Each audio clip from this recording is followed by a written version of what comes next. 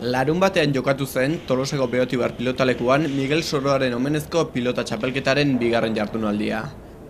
Lehen partiduan, juvenilen mailan, Petitek eta Anduagak 22 eta 12 irabazi zieten Etxeberria eta Zezeagari. 10-0 partzialarekin hasi zen partidua. Kantxan ordea etzen horrelako alderik antzematen bi bikoteen artean.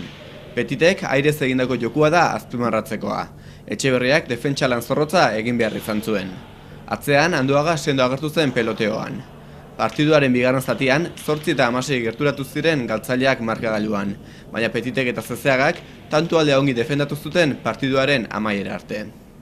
Promesa mailako partiduan, Espinalek eta Martijak 6 eta 22 galdu zuten Zubiria eta Mendiaren aurka. Bina joan zen partidua, baina 4 eta 15koaren ondoren, 22 eta 6kora ia zuzenean joan ziren irabazleak. Zubiriak ikuskizun ederra eskaini zuen kantxan. Tantoak bukatzeko erraztasuna erakutsi zuen, eta sakean maisutasuna. Primerako mailan, Sancho eta Azpitartek 10 eta 22 galdu zuten Dorronsoro eta Perezen aurka. Partiduaren lehen erdia berdindua joan bazen ere, bigarren zatian urdinek nagusitasuna erakutsi zuten. Dorronsorok errematean erakutsi zuen maila da azpimarratzekoa.